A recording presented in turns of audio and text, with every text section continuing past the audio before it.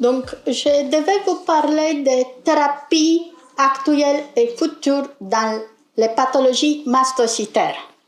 Il faut savoir qu'aujourd'hui, nous, on utilise souvent des thérapies symptomatiques. Presque chacun d'entre vous reçoit une thérapie symptomatique. Parfois, on utilise la cladribine ou l'interférone. Et on peut utiliser des ITK dans certains cas ou dans le cadre des études. Il faut savoir qu'au dehors de midostaurine, qui a l'AMM pour la mastocytose systémique avancée, d'avapritinib, qui a l'AMM pour la mastocytose systémique avancée, plus nouveau, avapritinib a aussi l'accord européen pour la mise sur le marché d'avapritinib pour la mastocytose systémique indolente. On est encore minimum 1 an avant que nous, les médecins, en France, on puisse le prescrire pour les patients. Mais sinon, même le simple Xyzal que vous prenez, il n'a pas l'autorisation de mise sur le marché dans cette indication. Les thérapies symptomatiques, mais pour les symptômes cutanés que souvent les patients présentent, qui présentent une mastocytose ou voire un syndrome d'activation mastocytaire, en fonction de la sévérité des symptômes, on utilise souvent des anti-H1. Je vous ai mis pour l'enfant, s'il a un mastocytome isolé, on va utiliser des dermocorticoïdes. Si les symptômes sont un peu plus importants, on aura la tendance d'associer un anti-H2 à anti-H1. S'il y a beaucoup de flash, on aura plutôt la tendance d'associer un antileucotriène à anti-H1. Pareil, les enfants vont faire des bulles, ça veut dire des lésions avec des liquides, des cloques. On utilise, si je ne me rappelle bien, en population générale, le terme.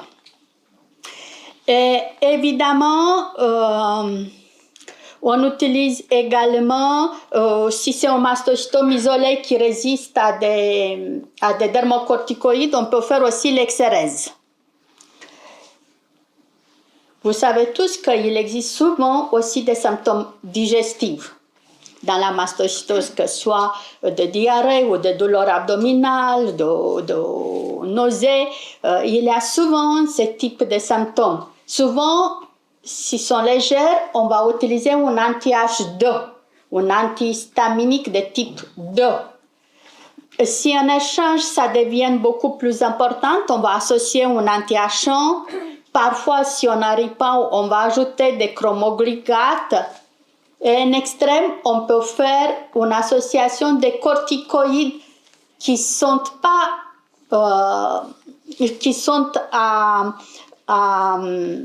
juste au niveau intestinal, qui ne s'absorbent pas au niveau systémique, qu'on peut également utiliser. Certains patients vont avoir une pollakiurie avec une nicturie, c'est-à-dire aller souvent uriner, que ce soit pendant la journée ou que ce soit pendant la nuit. Souvent, on a la tendance, en premier stade, d'utiliser des antileucotriènes.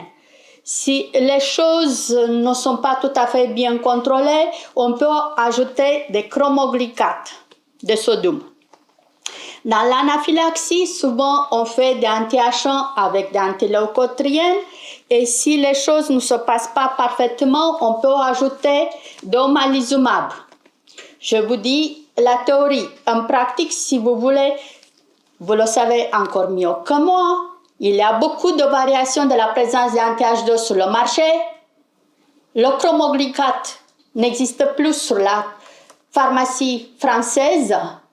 Donc, souvent, quand vraiment on a besoin, on fait des ordonnances magistrales en lesquelles on demande à la pharmacienne ou au pharmacien de vous préparer ce type de molécules. On a aussi d'autres symptômes dans la mastocytose. On peut avoir des malaises.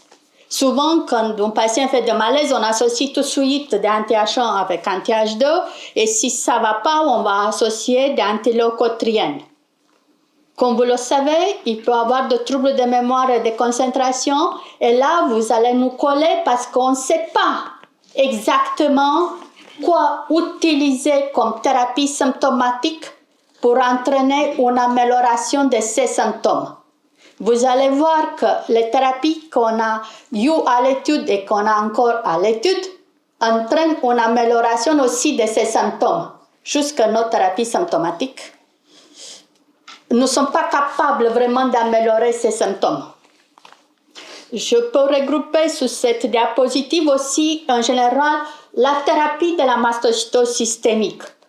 Si les symptômes d'activation mastocytaire sont présents, on va utiliser des thérapies symptomatiques, ce que je vous ai dit tout à l'heure, en fonction des symptômes et de la sévérité. Mais si le problème, c'est le problème d'infiltration mastocytaire, on va utiliser des thérapies cytoréducteurs non ciblées comme interféron cladribine, ou on pourrait utiliser des traitements cytoréducteurs vraiment ciblés à base de ITK.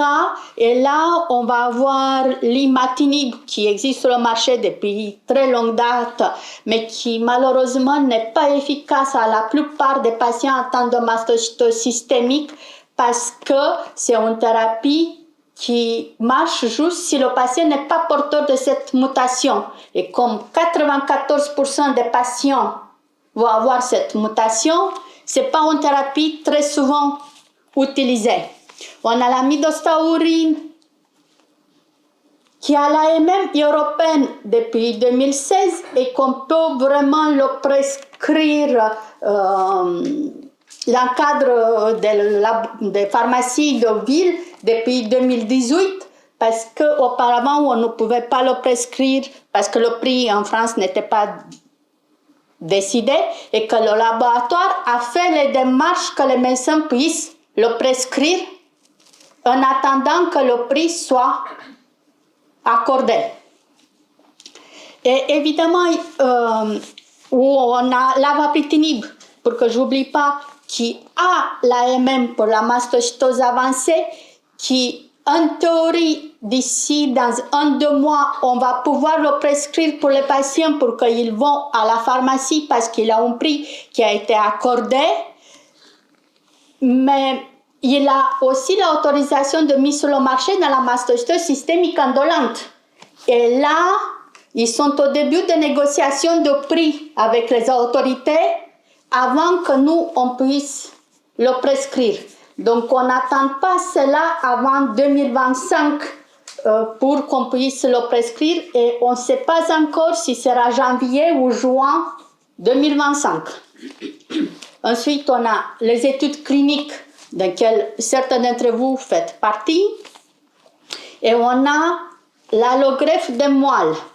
L'expérience me dit que l'allogreffe de moelle marche très bien sur la maladie hématologique associée, mais n'a absolument aucun effet sur la mastocytose.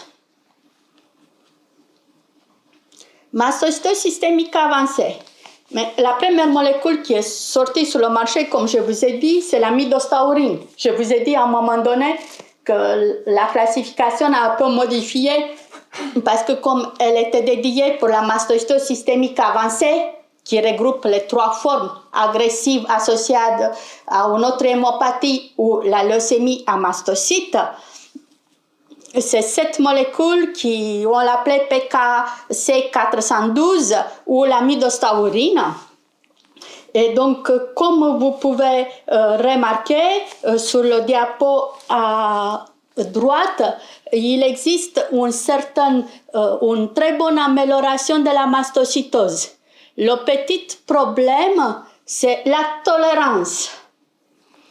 Souvent, les patients vont avoir des troubles digestifs, vont avoir de diarrhée, de nausées, qui est très très souvent présente avec cette molécule. Plus rarement, mais c'est possible, on peut avoir des anomalies de bilan hépatique qui apparaissent En théorie, c'est décrit aussi des anomalies de numération formule sanguine. Heureusement, nous, on n'a pas vu sur le centre jusqu'à ce jour ce type des anomalies.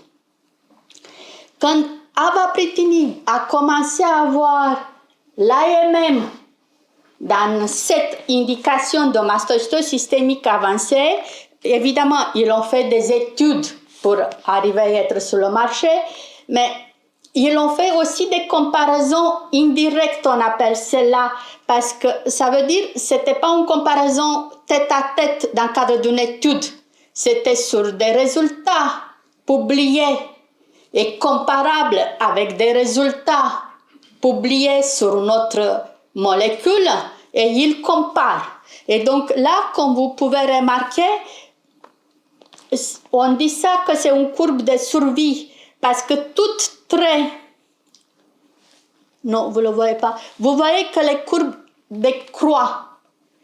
Toute pointe de décroît correspond à un décès qui s'était fait dans la mastocytose systémique avancée. Et vous pouvez voir qu'avec la courbe rouge décroît moins vite et moins importante que la courbe verte et la courbe bleue qui descend le plus vite et le plus bas. La courbe bleue correspond à la cladribine, la courbe verte correspond à la midostaurine et la courbe rouge, ça correspond à l'avapritinib. Donc, avec d'autres mots, l'avapritinib semble plus efficace en réalité que la midostaurine ou la cladribine dans la mastocytose systémique avancée. Les filles, vous avez parlé tout à l'heure, Amina et Lucie, de bezuclastinib, une molécule qu'elles ont appelée APEX, une étude qui est dédiée à évaluer l'efficacité et la tolérance dans une mastocytose systémique avancée. Comme on parle d'une mastocytose qui entraîne de rététissement sur la durée de vie, on ne fait pas des études versus placebo.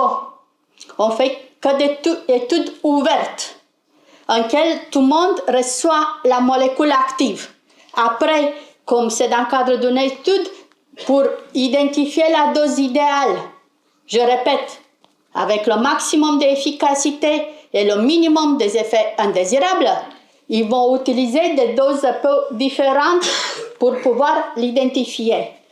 Vous voyez là une diapositive qui nous on a vraiment l'habitude de voir régulièrement, en laquelle il essaye en verte profonde, en verte très foncée, d'avoir la réponse complète, c'est-à-dire une très bonne réponse sur la molécule dans une verte un peu plus claire, mais toujours relativement foncée, on a une réponse complète clinique, mais pas tout à fait biologique ou dans nos analyses de laboratoire. Et un vert très clair, c'est une réponse clinique sans rien d'autre chose. Et ensuite, beaucoup plus clair, c'est les malades qui ne répondent pas à la thérapie. Ce qu'on peut dire sur cette diapositive, c'est que si le patient va répondre, il va répondre à la thérapie, on va avoir une réponse qui apparaît à 2 à 3 mois après le début de traitement. Vous le remarquez par là, vous voyez où c'est noté 0 et 3, vous voyez que c'est à peu près entre le deuxième et troisième mois que les couleurs commencent à virer vers verte, pour les patients qui virent vers verte. Ce qu'on peut dire aussi sur cette diapositive, qu'en continuant la thérapie, on voit pour la plupart des patients qui étaient vertes relativement claires au début, ils deviennent vertes plus foncées, donc une réponse beaucoup plus importante. Donc il semble que c'est une molécule qui sera efficace dans la mastocytose systémique avancée. Mastocytose systémique indolente, il y a beaucoup plus de thérapies qui essayent arriver sur le marché. Vous avez sur ces diapositives des aspects moléculaires de diverses molécules. Souvent, pour qu'il nous convainc que la thérapie est efficace, il nous donne la capacité d'inhiber cette mutation KIT D816V avec des résultats qui sont donnés. Vous remarquez qu'on a des valeurs d'ordre à 0,27 nanomoles ou 0,24 nanomoles pour avapritinib et respectivement pour elenestinib, de 2,9 pour la midostaurine.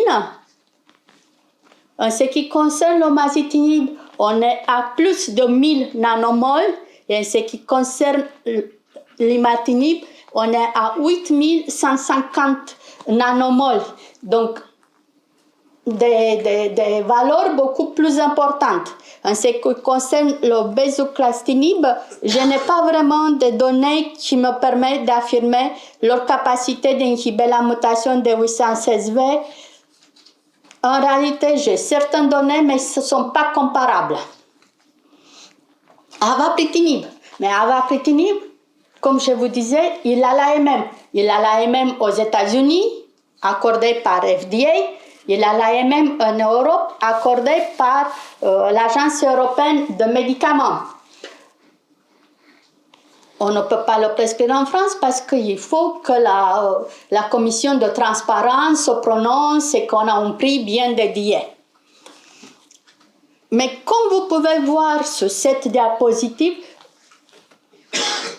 la sévérité de chaque symptôme qui est noté sur le diapositive, vous voyez bien que c'est la fatigue, les troubles de concentration, le flash, les taches cutanées, les douleurs osseuses, le prurite, le mal de tête, la douleur abdominale, le fait d'être un peu perdu, un peu flou dans sa tête, les nausées, les diarrhées. Et vous voyez la courbe noire entoure la sévérité de chaque symptôme pour le groupe qui était sous placebo et à droite pour le groupe qui était sur avapritinib 25 mg. Et comme vous pouvez remarquer, dans le groupe placebo, la courbe rouge qui entoure la sévérité des symptômes à 24 semaines, mais on est presque similaire qu'au début de l'étude. Tant que si on regarde sur avapritinib 25 mg, on voit que la courbe rouge, les symptômes au bout de 6 mois sont moins sévères qu'au début de la thérapie. La courbe rouge et la courbe noire qui est au début de la thérapie. Toujours dans le cadre de cette étude, dans le cadre des études de Blueprint, que soit pour avapritinib ou plus nouveau pour elenestinib, il utilise une échelle d'évaluation des symptômes des patients qu'on appelle le TSS. Et cette échelle qui concerne, si ma mémoire est bonne, 28 questions, dans leurs critères d'inclusion dans les études, nous ont imposé que cette score soit supérieur à 28 pour pouvoir inclure un patient, parce que sinon, on n'aurait pas pu les inclure. Et ensuite, ils ont regardé, en fait, la sévérité, comment ça s'améliore au fil de temps. Et vous voyez, en fait, la courbe bleue qui est haute, c'est la courbe d'avapritinib au fil de temps. La courbe en bleu plus clair qui est plus bas, suivie d'une courbe violet, c'est les patients qui étaient sous placebo pendant les premiers 6 mois et qu'ensuite ont été mis sur la molécule active. Donc vous pouvez voir que presque ça rejoint la courbe des patients actifs au bout d'une année, comme ils sont passés au bout de 6 mois à la molécule active. À gauche, ça nous donne la pourcentage de patients, 60% des patients qui ont une amélioration de 30% des symptômes. Et à droite, vous voyez la courbe qui nous dit la capacité d'améliorer de 50% les symptômes, qui en moyenne, c'est de 40%. On a une échelle de qualité de vie qui a été décrite en 2018, qu'on peut utiliser dans la mastocytose. On l'appelle le MCQOL, et c'est une échelle de qualité de vie qu'on peut le regrouper en 4 items, que ce soit les symptômes, que ce soit la vie sociale fonctionnelle du patient, que ce soit la composante émotionnelle ou que ce soit l'attente cutanée par les lésions que certains d'entre vous connaissent très bien. Et vous voyez, au fil et à mesure de temps, vous voyez dans la couleur rouge après la thérapie, bleu avant la thérapie, et vous voyez que le rétablissement sur cet item de la vie s'améliore fil à mesure de temps sur la molécule active, contrairement au placebo. À droite, à gauche, vous avez également la même chose représentée, mais sous forme de courbe, en vous disant que les patients qui reçoivent d'avapritinib pendant 48 mois, ils vont décroître à une échelle plus légère. Chaque échelle de qualité de vie, nous on le divise minimum en 3 catégories: légère, modérée ou sévère. Donc inférieur à 40, souvent ils considèrent que c'est légère, et comme vous pouvez remarquer, déjà au bout de 24 semaines qui correspondent à 6 mois, on a une décroissance au-dessus de 40 points pour avapritinib, tant que pour placebo, les patients restaient à un score de 45-47. Une fois que les patients qui étaient sous placebo ont été mis sur la molécule active, vous pouvez remarquer que le score commence aussi à décroître sur 40. Donc ça démontre une amélioration de la qualité de vie des patients, c'est que c'est tout à fait pertinente et cohérente avec l'amélioration des symptômes. Également avec l'amélioration des lésions cutanées. Vous voyez ici, comme la molécule est sur le marché, les laboratoires peuvent nous fournir ou on présenter dans des congrès des données, et on peut avoir des photos cliniques. Vous allez voir qu'on a des études dans lesquelles on n'a pas ce type de données. Vous voyez là l'amélioration des lésions cutanées au début de la thérapie et à 24 semaines. Pareil au début de la thérapie et après 24 semaines, avec en partie bas ou une cible beaucoup plus nette sur une certaine zone qui est mise en carré sur la partie haute. Vous voyez aussi une amélioration des symptômes sur ces patients à gauche et aussi à droite.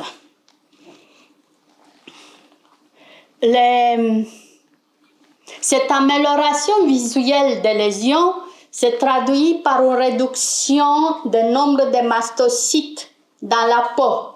Dans le cadre de cette étude, on a dû faire pour les patients qui avaient des lésions cutanées, des biopsies cutanées. Et vous pouvez voir l'aspect de la biopsie initiale, et une fois marquée par...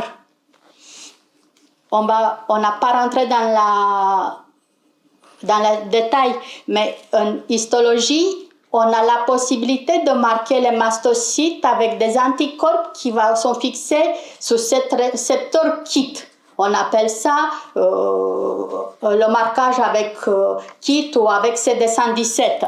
Et vous voyez à droite de l'image l'infiltrat mastocytaire qui est marqué par ces anticorps mastocytaires anti-KIT.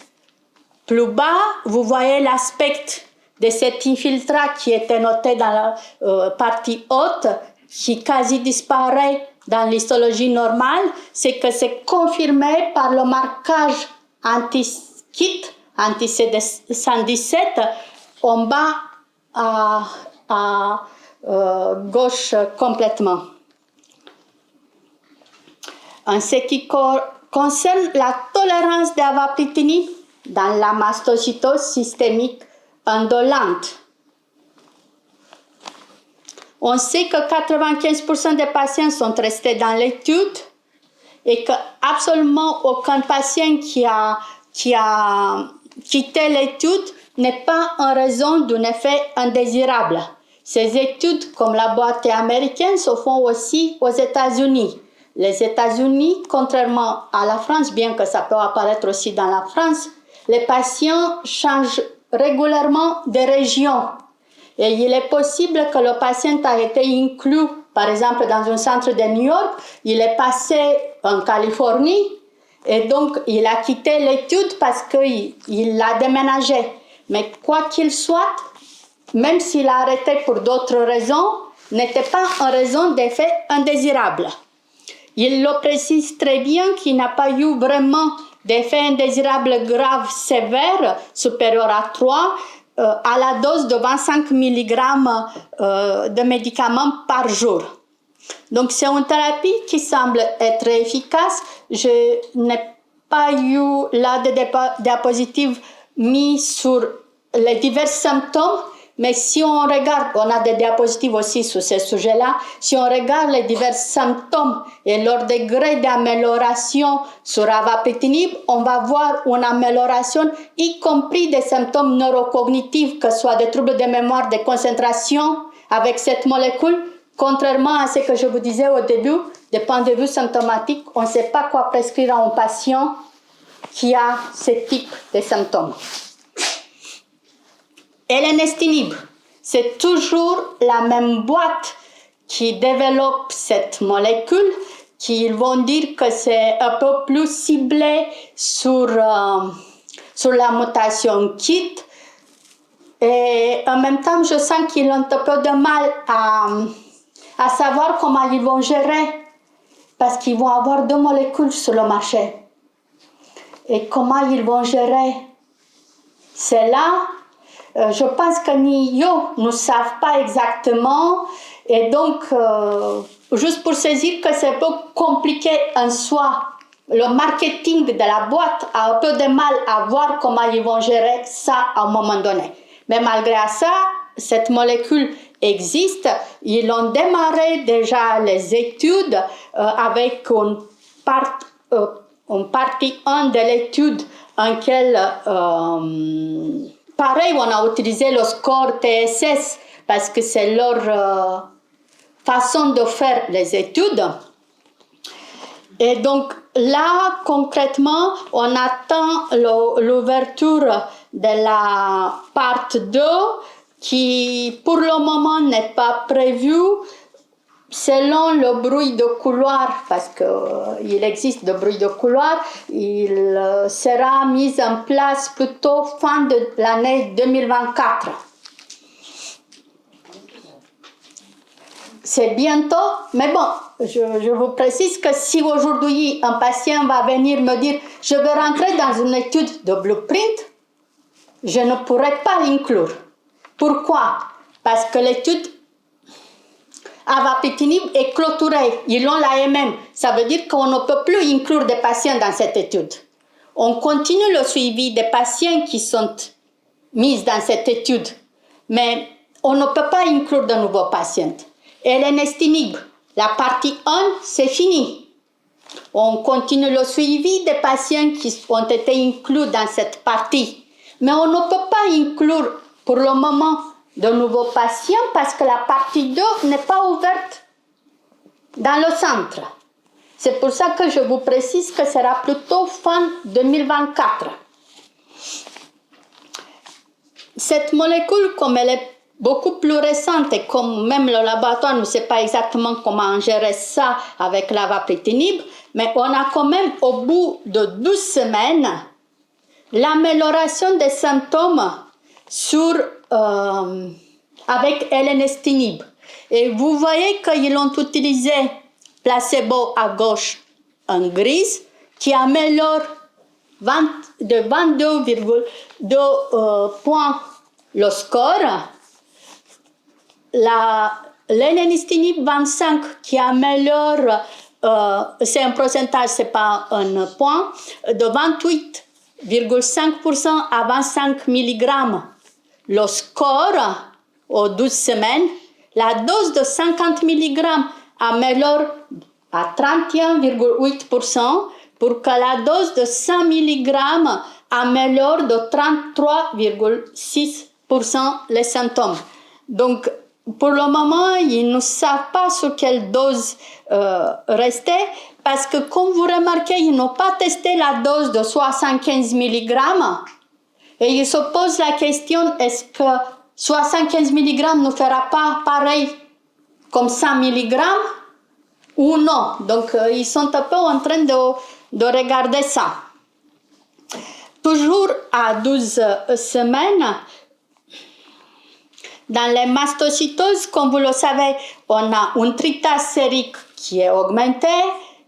Je vous ai parlé, je vous ai dit tout à l'heure qu'on a une charge allélique de la mutation KIT qui est augmentée.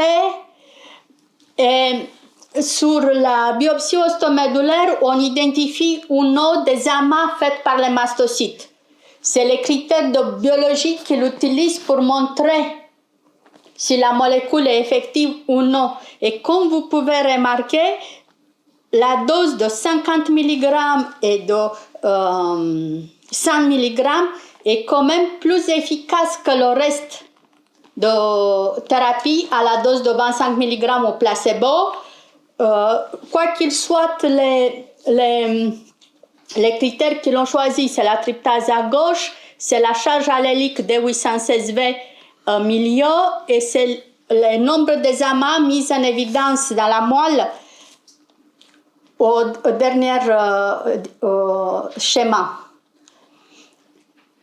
On est aussi dans une phase en laquelle il regarde aussi un peu la tolérance de médicaments. Et vous voyez sur cette diapositive les effets indésirables qui ont été notés. Et surtout, ça nous intéresse la ligne 3, qui sont des effets indésirables plus importants, qui sont plus sévères. Et comme vous pouvez remarquer, sur placebo, on n'a aucun effet indésirable, bien que per total, on a 90% des effets indésirables. Sur 25 mg, on n'a aucun effet indésirable. Sur 50 mg, on a quand même 3 patients qui nous ont décrit des événements indésirables graves, mais nous, les médecins, on est toujours obligés d'évaluer si l'effet indésirable grave était lié à la molécule ou non. Je m'explique. Vous continuez votre vie même si vous êtes inclus dans une étude. Vous pouvez avoir malheureusement un accident de voiture ou un problème d'appendicite ou n'importe quel autre problème qui vous fait hospitaliser. Toute hospitalisation de plus de 48 heures est considérée un effet indésirable grave. Donc, c'est pour ça que je vous précise que les 3 événements indésirables graves qui ont été notés sur l'elenestinib n'étaient pas attribués à la molécule. À 100 mg, on a 2 effets indésirables graves qui ont été décrits, donc moins qu'à 3 à 50 mg, et on a un seul effet indésirable qui a été évalué comme possible lié à la molécule. Et malgré tout cela, il n'y a aucun arrêt de thérapie lié à les effets secondaires. C'est que ça nous dit quand même que c'est une molécule qui est bien tolérée. Vous avez là le nombre des effets indésirables qui ont été décrits à plus d'un patient, au moins 2 patients. Et ce que je pourrais vous dire, c'est que ça arrive le plus souvent, c'est les édèmes. C'est les édèmes des paupières, c'est les édèmes des chevilles qui peuvent apparaître avec cette molécule. Par ailleurs, ça peut apparaître aussi avec avapritinib ou les autres molécules.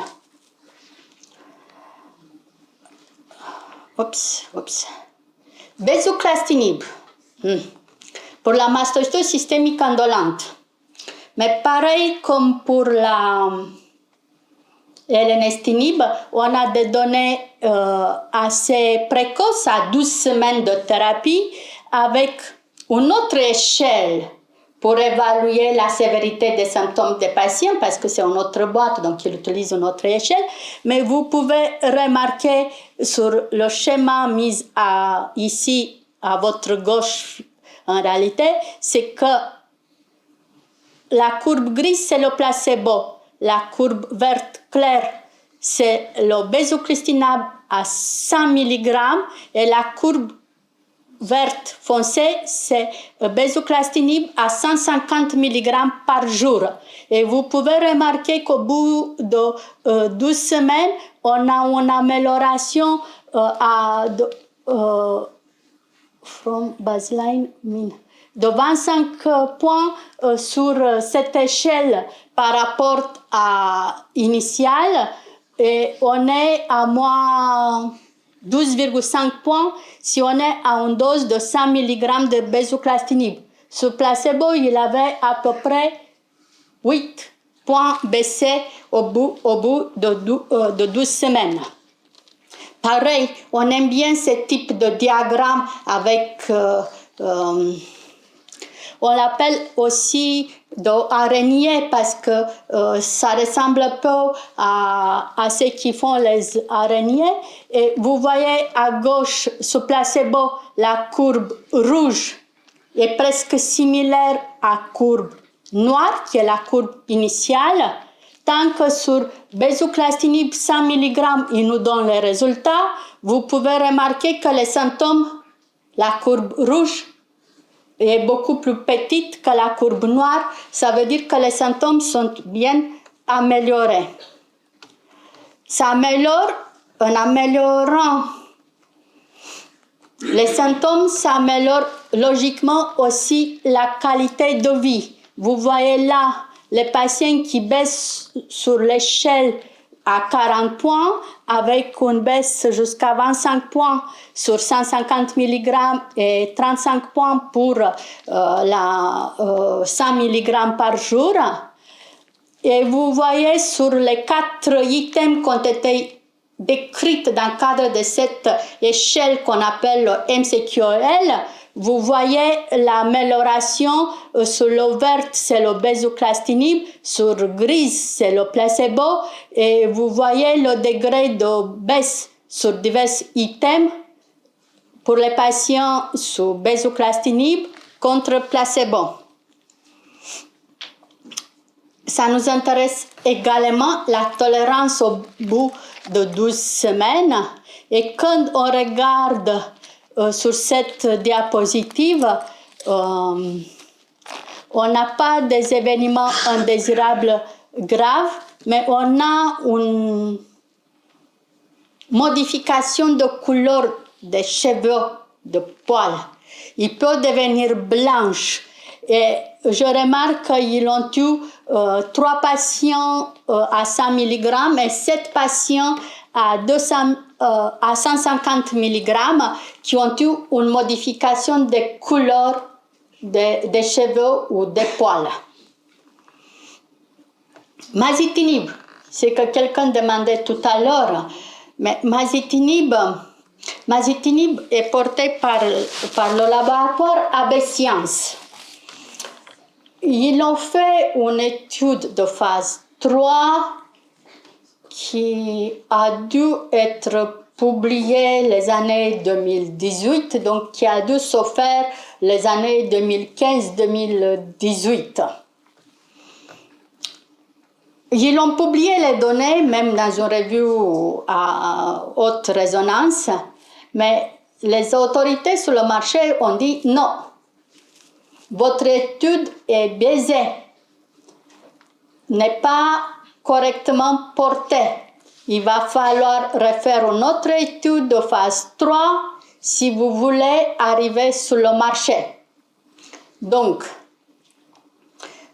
ils ont été obligés de mettre en place une autre étude qu'on appelle le AB 15003 qui évalue l'homazyténie. Vous voyez le schéma d'étude à peu près, c'est à peu près la même chose que l'étude précédente, c'est juste qu'il augmente plus progressivement la dose. Auparavant, on faisait d'emblée 6 mg. Là, il prévoit de passer à 3 mg initialement, ensuite augmenter la dose à 4,5 mg avant d'arriver à la semaine 8 à la dose totale de 6 mg par kilo par jour. Sinon, c'est le même schéma d'étude qu'auparavant.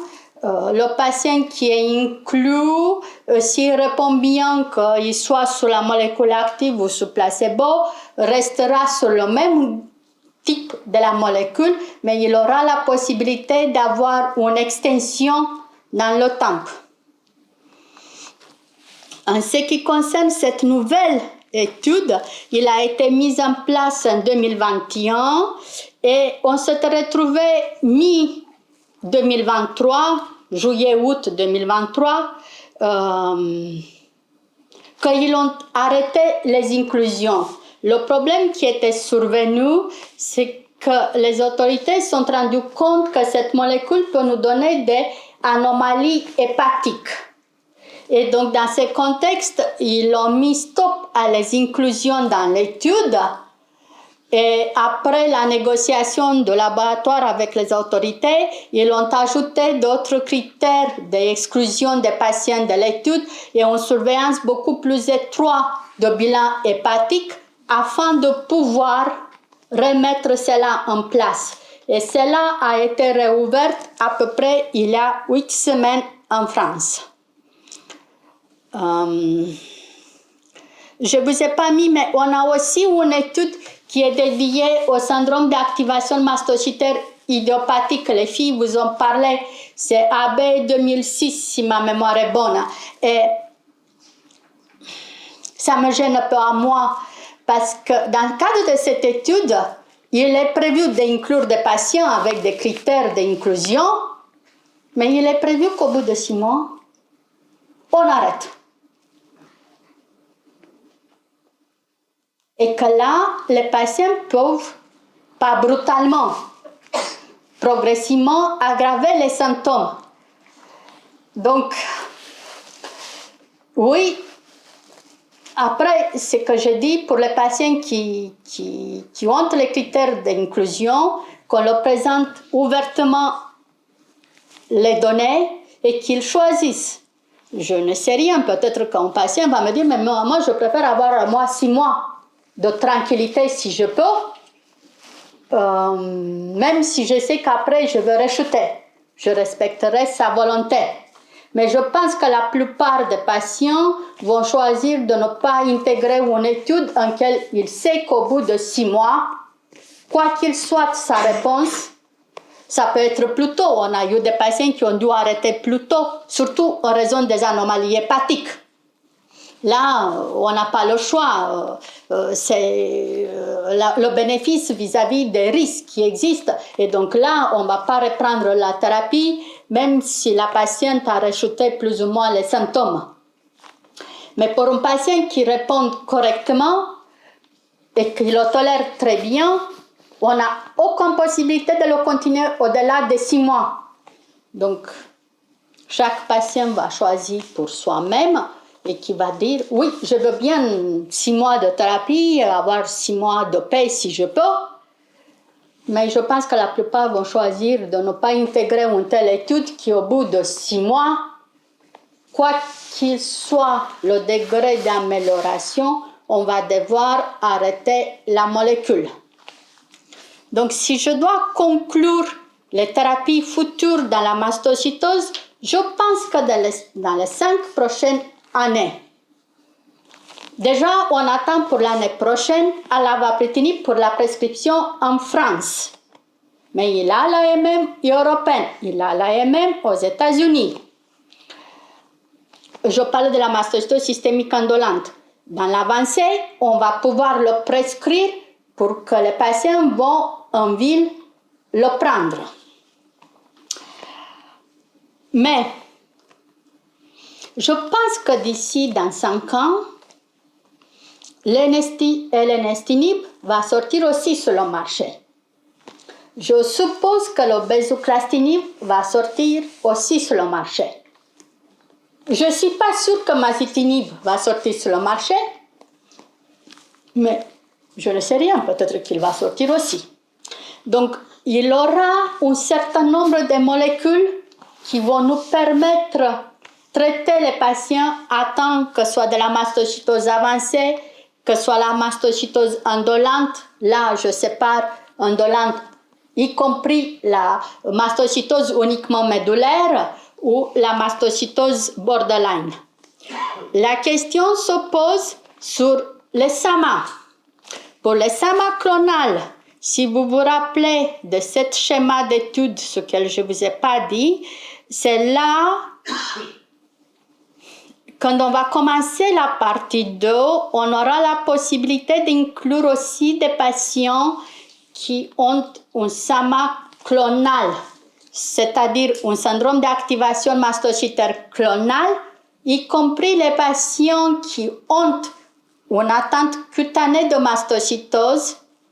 On vous a largement dit aujourd'hui, on doit avoir le critère majeur, et un critère mineur ou 3 critères mineurs pour porter le diagnostic de mastocytose systémique. Il s'avère qu'il y a certains patients qui ont des lésions sur la peau et qu'on identifie juste 1 ou 2 critères mineurs. Selon nos critères diagnostiques, on ne peut pas parler de la mastocytose systémique. Mais si ces critères sont le problème de la mutation KIT qui est positive, ou de CD2, CD25, CD30 qui est exprimé par les mastocytes, on va appeler cela également l'équivalent de SAMA. Et donc, dans ces contextes, même ces patients que nous, souvent, on dit de pré-mastocytose systémique, on va pouvoir les inclure dans cette partie M qui le note là et qui est saisie de débuter en même temps que la partie 2. Je suppose que ce sera à la fin de l'année 2024. Pardon, c'est pour quelle molécule vous... Ça, c'est l'Enestinib. Voilà. Donc, ça, c'est une photo de l'équipe, mais qui est bien ancienne. En fait, ça date de l'année dernière, mais il y a eu tellement de changements dans l'équipe que n'est plus d'actualité. Et si vous avez des questions, je suis toujours là et prête à répondre à vos questions.